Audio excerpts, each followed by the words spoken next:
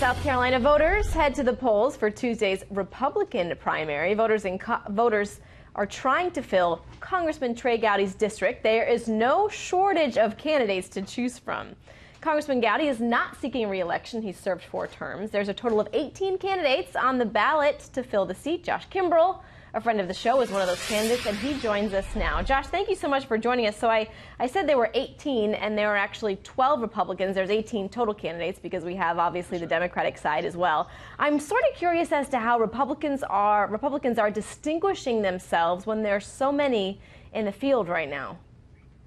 Well, first off, it's good to be with you. It was sad I'm not there in studio, but I'm here in the greatest state in the union in South Carolina in Spartanburg County today, and it's a crowded field. 12 Republicans remain in this race, but all of us, of course, are trying to make sure we clearly communicate to the voters where we stand on issues. And you've got to, in this district, you have to be a fiscal, social, and national security conservative. That's been our message, and that seems to be resonating. And that's what folks here believe in. That's what they got with Trey Gowdy. Okay, now, how are Republicans setting themselves apart? So if I'm not mistaken, you had a town hall event, town hall-ish, like a forum on Wednesday. And I'm curious because some of the critics were saying everyone was trying to align themselves closer to Trump, meaning there wasn't any way to distinguish between those 12 candidates. So how are you doing that? Well, I think every person's, of course, supporting the president, and I think all Republicans in this primary want the president to succeed. We want him to succeed on immigration. We want him to be successful on reducing the deficit and bringing down the debt. But all of us have a different skill set in how to make that happen. And each one of us is drawing contrast.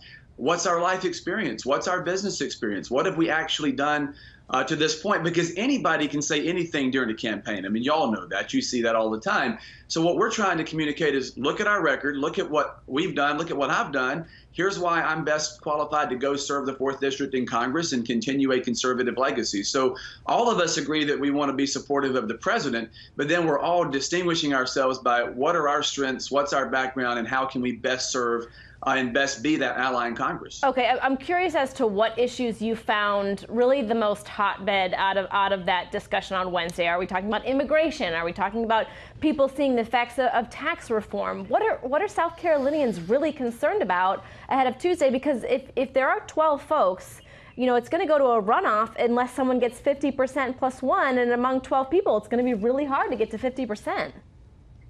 Although the likelihood of a runoff is quite high. We expect there's going to be one. We're kind of preparing for that. What I can tell you, the 2 greatest issues people are worried about in South Carolina, and I think this is true of Republican voters across the country, are trillion-dollar deficits and open borders. And that's what we've been talking about every day, whether I'm in a debate or whether I'm at a coffee shop, is how do we end trillion-dollar deficits? We cannot continue to go from $20 trillion in debt to maybe $40 trillion in the next 10, 20 years. We'll be a very large version of Greece in short order, and we literally cannot afford that.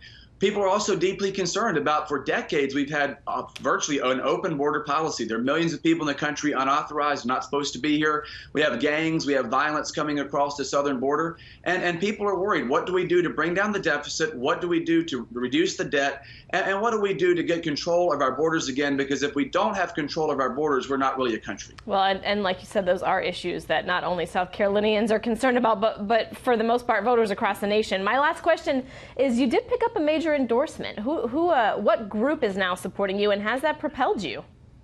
Well, I'm thrilled to be endorsed by Club for Growth. This is the same organization that supported Jim DeMint and Jim Jordan and Tom Cotton and Ted Cruz and Mike Lee and all the great conservatives fighting on Capitol Hill every day. I'm so thankful to be in the company of those conservative giants. I'm very thankful for the great work that Club for Growth is always engaged in promoting limited government, liberty, and economic freedom. And I will be true to that endorsement in Congress. All right, Josh, well, good luck on Tuesday. Keep us posted. We'll be watching. Thank you, sir. Thank you.